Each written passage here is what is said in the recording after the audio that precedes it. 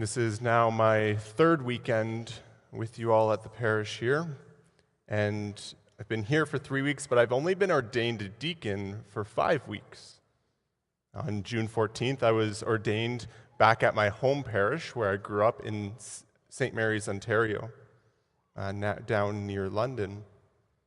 This parish, this church, Holy Name of Mary, was a church where I was baptized, where I received my first Holy Communion, where I was confirmed, and where I was ordained a deacon. I grew up there with my parents and my 5 brothers and lived what seemed like the normal Catholic life. You go to Mass on Sundays, you pray grace before meals, and you pray the rosary. And I happened to go to a Catholic school as well. It wasn't until I was in high school that I determined there was a bit more to the faith. It wasn't then until I had a personal encounter with Jesus which had me make the faith my own, where it was a day-to-day thing, not a week-by-week obligation. And it was that encounter that allowed me to recognize that God had an amazing plan for my life and that I could trust Him. And because of that, I was able to discern this call to the priesthood. I'm so grateful to be able to reflect on all of this leading up to my ordination because it was at my home parish. But because it was there, I also did a lot of the coordinating for my ordination myself. It involved planning all the events and hosting a lot of people that were coming in from out of town. And in particular, there was a lot of the Companions of the Cross, the religious community that Father Michael, Father Tim, and myself are a part of. And so I made arrangements for the 9 seminarians that were coming into town to stay at 2 of my relatives' houses.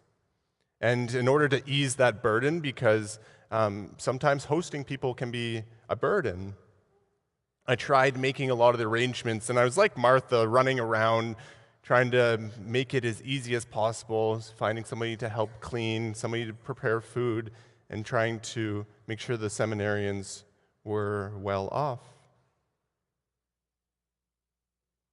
And so after the arrangements were made, though, I kind of just took the step back. And the seminarians arrived on the Thursday evening. My aunt and my uncle had prepared a dinner for them to eat, and I just kind of let it play out. That evening, when they were spending their time together, I received 2 text messages.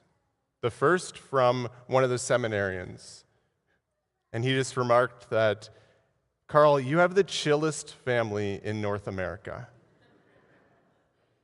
And then 10 minutes later, I got a text from my uncle, which said, "These guys are a very fun group of characters. It's really good to have laughter in the house. Thanks for sharing them with us."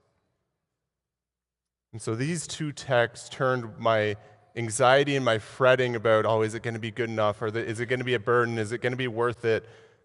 To knowing that everyone was happy, both guests and hosts were blessed with mutual joy, mutual laughter, and mutual fun because of this opportunity that my aunt and uncle had to host and the seminarians had to stay with them. I myself have traveled a fair bit throughout seminary, throughout some missionary work that I've done, and so I've visited a lot of people and been hosted by a lot of people, and I've come to realize that there's kind of like 3 types of hosts that you can have. There's those who go over the top, I would say, so like they make sure that the baseboards are clean, that the walls are washed, there's a 7-course meal prepared, and your drink will never be empty. And then there's those who love to host but would rather not have to deal with the difficulty of preparing their own house, and it's like, we'll meet you at this restaurant at this time, and we're going to have a great time. And then there's those, usually with a few kids, who they just invite you into the chaos. And so you come into their house and there's toys everywhere because they just know that if they clean them up, they're still going to be out 20 minutes later. There's kids crying. There's a ton of tasks on the go. but you're welcomed into the happenings of their family life. And in all three of these categories, I still think the essentials of what it means to host people is conveyed. Essentially, hosting others is making people know that they are seen, that they're known, and that they're loved. And so I ask, what kind of host are you? How do you make people feel that they're seen, known, or loved? How do you invite people into your life?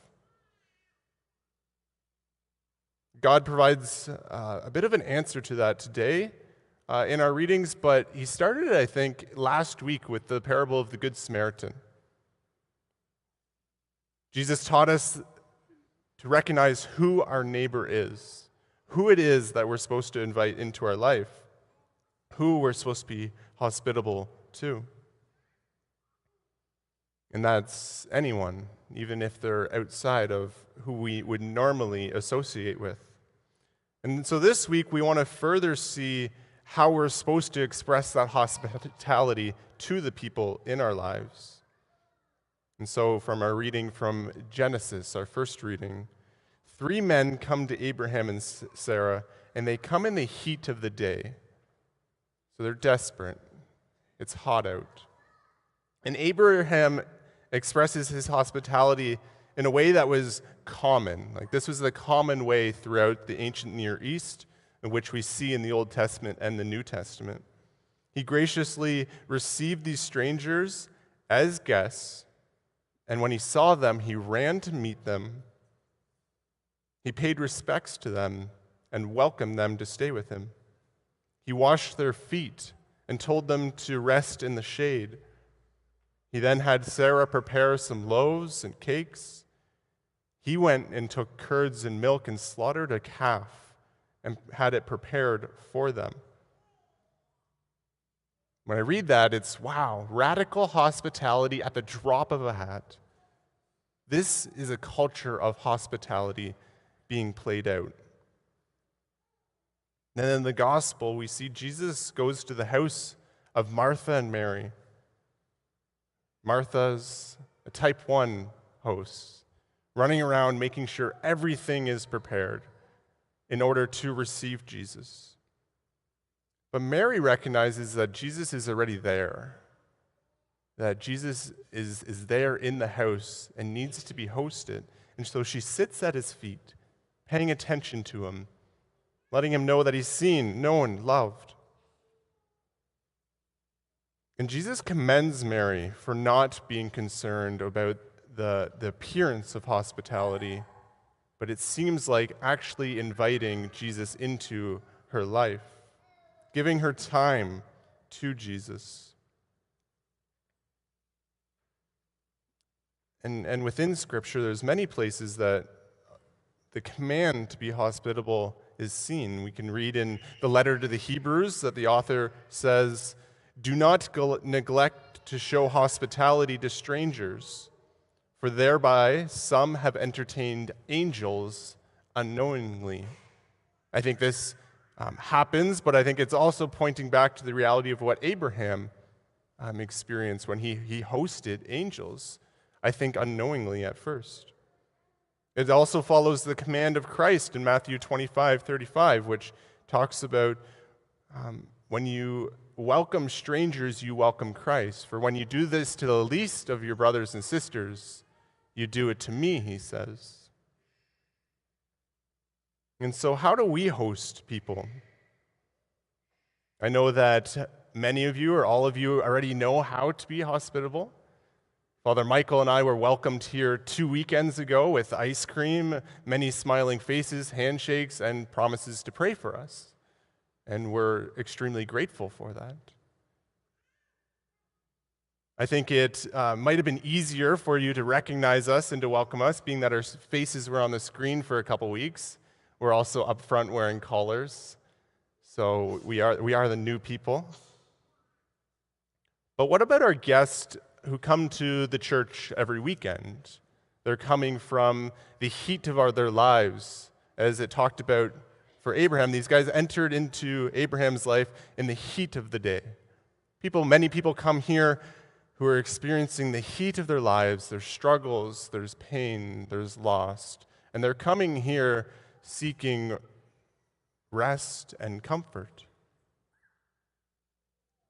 Many people are coming here every weekend for their first time in a long time, or maybe they've been here consistently for a while, but they don't feel welcome. They don't know if they belong here yet. Well, each of us has a responsibility to care for them. Everyone, as a member of the parish community, has been given the instruction and example by Christ of how we are meant to treat strangers and guests. And here at Holy Trinity, we're not talking about welcoming them necessarily into your own home, but your duty to welcome those coming through these doors into the Father's house, Abba Father's house, here. Yes, the parish hospitality team does an amazing job of this. That's their job. They've signed up to give service, to be able to invite the people coming through the door. But there's so many people coming here on weekends, they can't do it all. And we want to build a culture and a community here. And so each of us has an important role in making sure that everybody feels seen, known, and loved when they come through these doors. Making people seen can be feel seen can be as easy as saying, "It's good to see you this morning. Have a blessed day." It can be as simple as that. Making people feel known can be as easy as saying, "I've seen you around for a while, but I've never gotten to know your name." And then asking their name. Some of you might be resistant, being like, "Why would I learn their name? Because I'm going to forget it. I'm really bad with names, and so I'm going to forget it by next week, and I'm going to feel bad about that." I just want to dismiss that and say that the reality is it's this week that we're concerned about. It's this moment of people showing up, making it feel that they are known. I've learned a few tricks. Some others have learned tricks of how to remember names. And I'm not the greatest at it all the time, but it helps. And ultimately, as disciples of Christ, we're called to love our neighbors. We're called to serve as Jesus served. We're called to love everyone that we come in contact with. Not that they know our love for them necessarily, but that they know the love of the Father that we carry with us. They know the love that Jesus laid down his life on the cross for me and for you. It says in scriptures that we love because he first loved us. So we come, receive love, and we want to carry that to others. And so I know that you can do it. I know that you have done it with Father Michael and I being welcomed here just a few weeks ago. And so I encourage you today to just ask God to show you one person that you don't know, that he wants you to get to know. To see if you can go and say, "It's good to see you," or "I've seen you, but I don't know you. What's your name?" Or if you want to show love towards them, "How can I help you? How can I make you feel welcome? How can I serve you?"